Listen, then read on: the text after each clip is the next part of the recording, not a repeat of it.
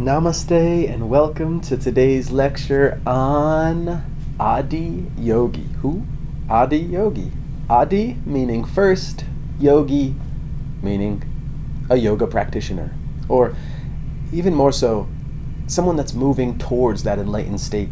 And in this case, found it. Completely found it. And his name is Shiva. So you are going to hear me reference Shiva all the time.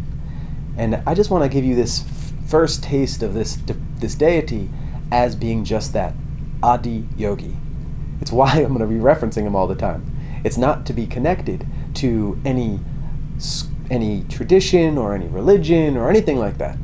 Shiva is a yogi. He's the first, and he is also Adi Guru, the first guru. Guru meaning to bring one from darkness into light, a masterful teacher, a masterful guide. And Shiva is that guide.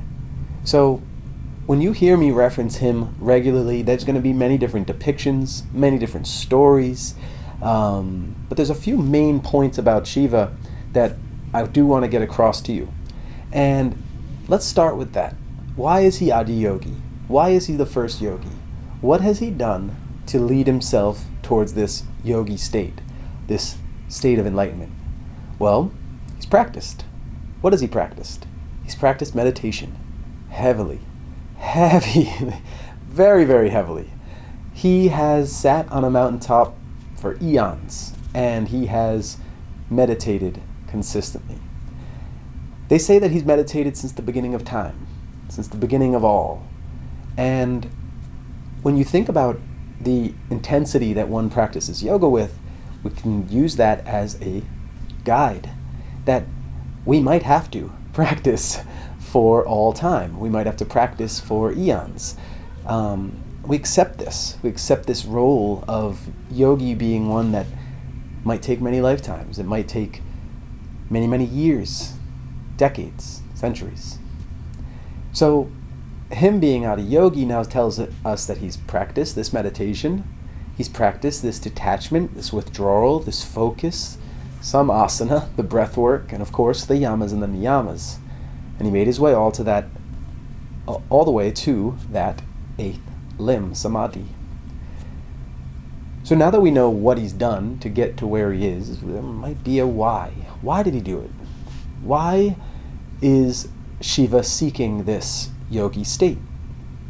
Well, Shiva is the destroyer. Shiva's name means benevolent.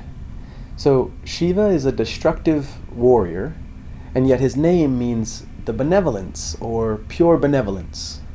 It also means auspicious.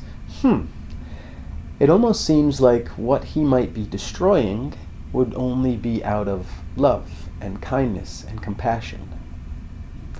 So that's exactly how we look at Shiva. We see him as a destroyer of negative energies, things that will keep us from finding our own peace, our own salvation, our own enlightenment, our own realization. We want to be away with these things, and we've gone through things in the past that we've done away with.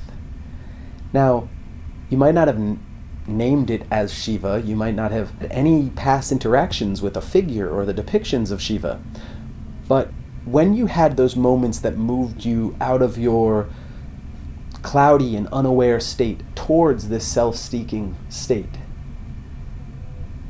well, Shiva was there.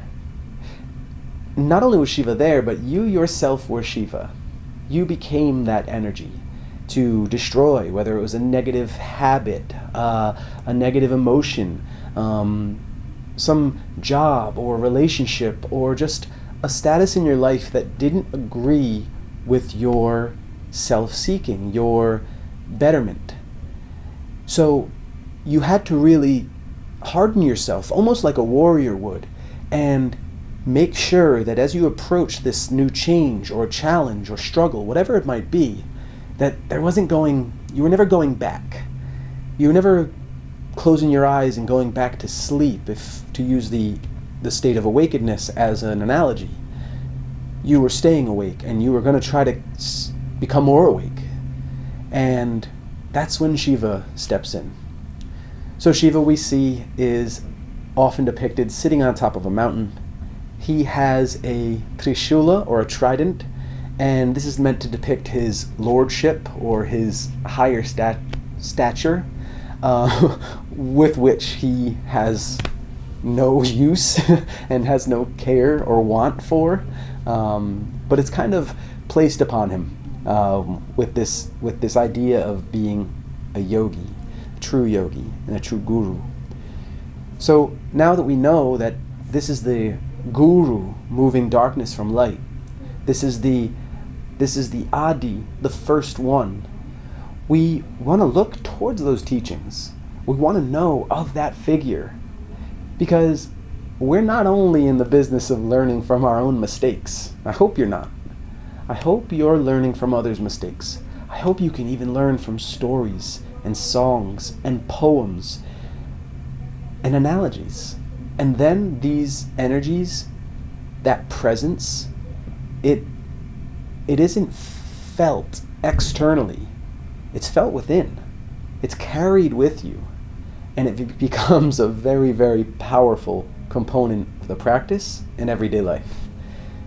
So now you have a way to think of Shiva, the husband to Parvati, the father to Ganesha and Karakesh. He's amazing.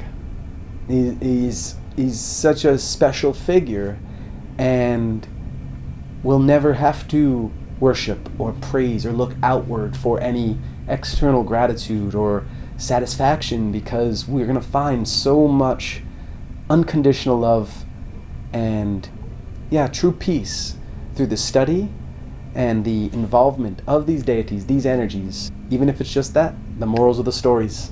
So I'm really, really glad to share this with you, the introduction to Shiva.